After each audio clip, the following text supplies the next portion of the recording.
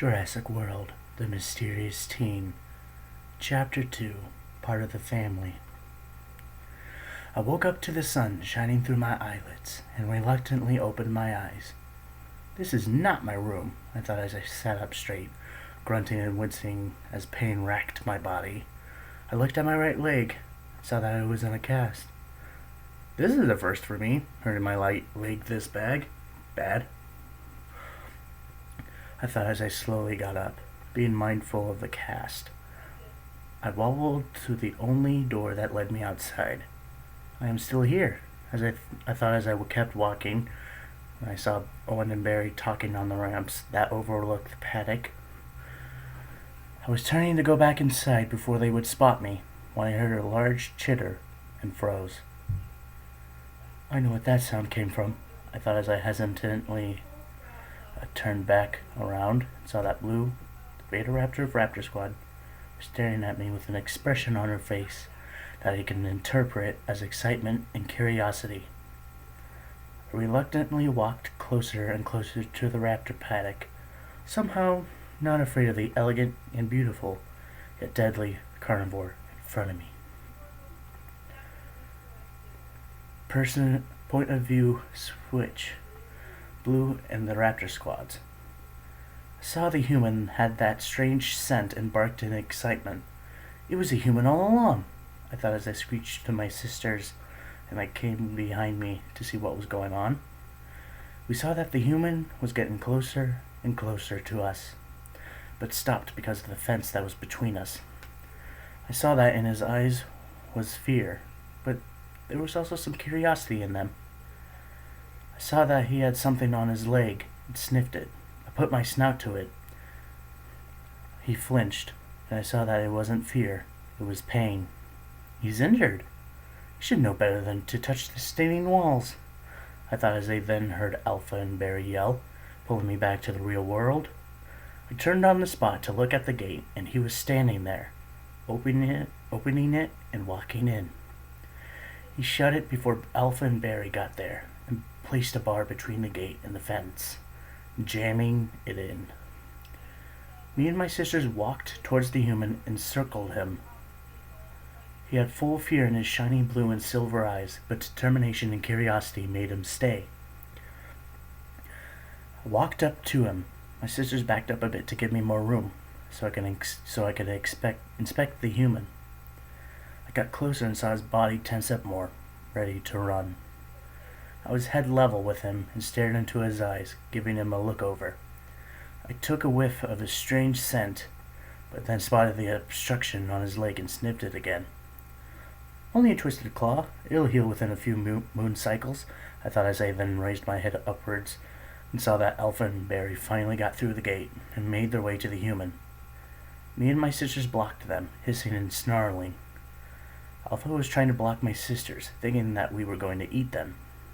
We never hurt Alpha and Barry, I thought as I turned my attention to the human who had a look of curiosity and surprise. I suddenly realized why. He was surprised because we were protecting him. I then rubbed my head against his thick torso and purred a bit.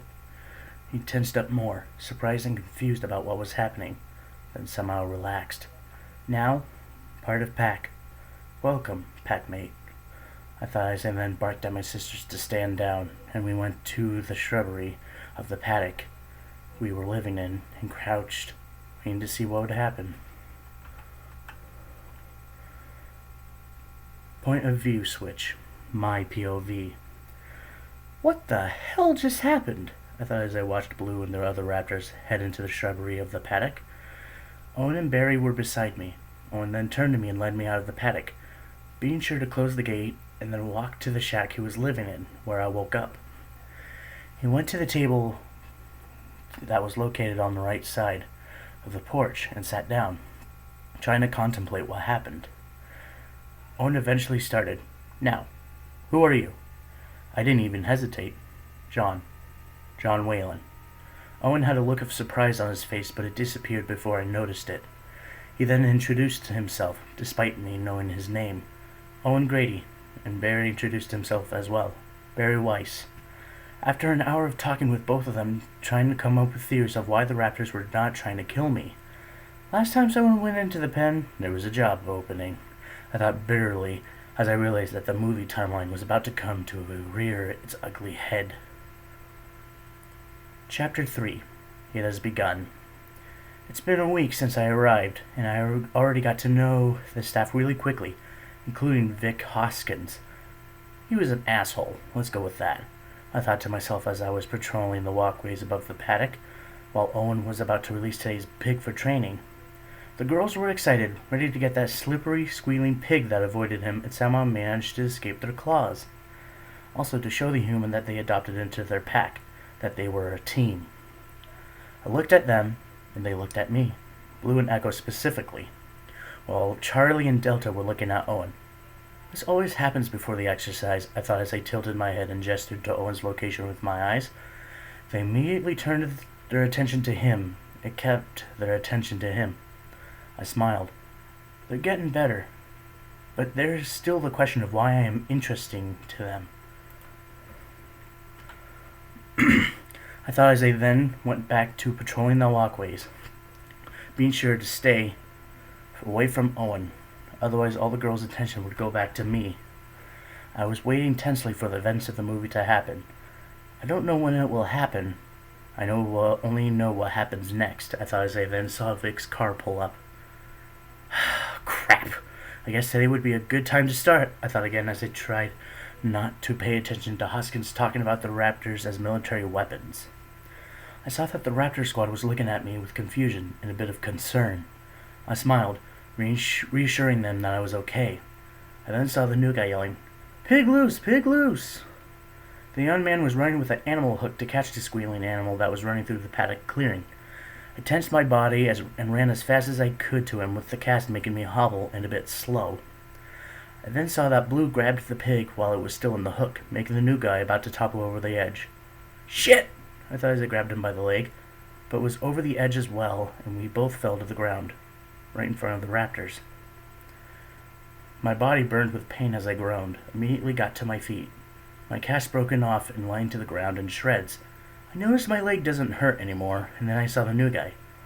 Larry, his name was? No. Scott. It's Scott. I thought as I then blocked him from sight of the Raptors, who were hissing at him, but calmed down as they saw me. But they were still tense as they saw Scott. I caught my eyes with the four of them and shook my head. No. Friend. He's a friend with the pack. I saw that they hesitated a bit, and then I saw that Owen and Barry opened the gate, and Owen grabbed Scott. They got out of the paddock, leaving me in with the Raptors. POV switch. Blue and the Raptor squads. What is he doing? I thought as I tilted my head in confusion. I heard him say, no, friend. He's a friend with the pack, and I calmed down more at his calm tone. No fear or anger whatsoever in his posture. More like he was relaxed and brotherly. This human is a friend of Alpha, Barry, and John? I thought as we backed off a bit, as Alpha grabbed the intruder and got him out, leaving John with us. Me and my sisters surrounded the brave man who we adopted into our pack. POV switch. Me. My body was relaxed on the outside, but inside, I was tense and ready to run if anything bad should happen. I couldn't even have the energy to call Owen or Barry. The Raptors surrounded me, interested with me once more. I was staring at Blue, waiting for her to make a move, when she stepped forward with a curious chirp.